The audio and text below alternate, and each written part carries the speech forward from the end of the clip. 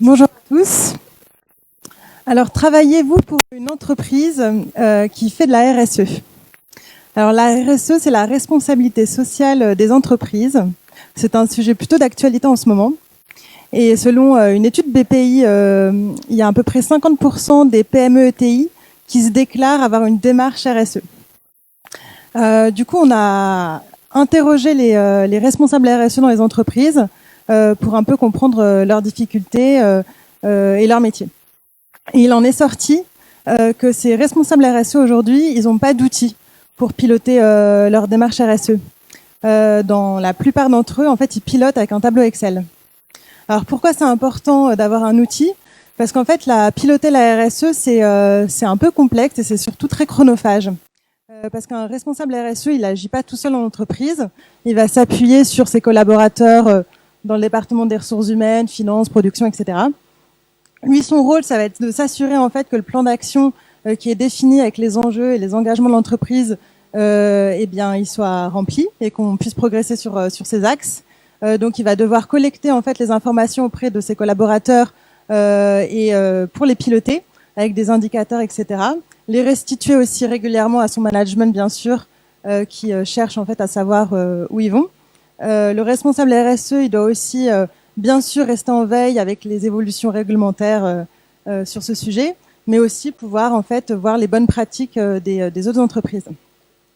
Donc du coup, partie de ce constat-là, on a co-créé avec des entreprises bêta-testeurs un outil donc qui vont formaliser le plan RSE, définir leur engagement, les aider dans le pilotage de leurs actions, puisque le pilotage en fait, ce sera un outil collaboratif en interne avec les collaborateurs, mais aussi en externe. Et l'outil, ce sera aussi un outil d'inspiration, c'est-à-dire selon les engagements qu'ils vont avoir définis, on va leur proposer des ressources documentaires ou alors des prestataires qui vont les aider sur un sujet particulier sur lequel ils sont engagés, ou encore une fois des témoignages d'entreprises qui ont mis en place telle ou telle action dans leur entreprise. Donc l'outil Tembo, ça va être une solution en SaaS. Donc c'est un abonnement annuel qui va de 3 000 à 10 000 euros selon la taille des entreprises. Voilà, donc nous on est au début, on va lancer le développement en septembre pour une commercialisation en janvier. On travaille déjà avec des entreprises bêta-testeurs sur la version maquette pour voir si en fait l'outil répond bien à leurs problématiques. Donc voilà, donc on est assez content, ça répond assez favorablement, on est assez confiant pour la suite. Et le projet est porté par 2 personnes. Donc mon associé Kaina qui a fait 10 ans dans le e-commerce pour des grands groupes, et moi-même qui a passé aussi 10 ans en banque d'affaires. Donc là, je suivais des grands comptes clients. J'ai une première aussi expérience dans l'entrepreneuriat avec le digital. Et donc là, aujourd'hui, je suis là pour en fait fédérer autour du projet, trouver d'autres entreprises qui souhaitent tester l'outil et nous donner leur feedback. Voilà, à chaque fois qu'on interroge les entreprises, on a toujours des feedbacks intéressants. Voilà, trouver des profils qui voudraient se joindre aussi à nous et des investisseurs engagés qui aimeraient nous suivre. Merci. Merci Léa. T'en vas pas, on a sans doute une question.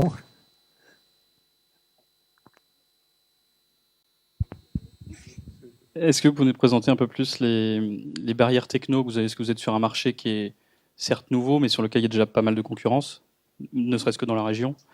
Alors, oui. Voilà. Alors sur la concurrence, en fait, il n'y a pas de concurrence dans notre périmètre. Il y a pas mal de cabinets RSE qui ont développé des outils, donc des experts.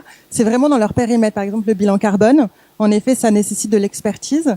Mais nous, par exemple, chez Tembo, voilà, si un des enjeux de l'entreprise, ça va être, OK, à un moment donné, avoir une photo du bilan carbone de l'entreprise, on va les mettre en relation avec ces acteurs. Nous, on est vraiment dans le pilotage et l'inspiration. On ne va pas se soustraire aux professionnels, aux experts des sujets donnés. Voilà.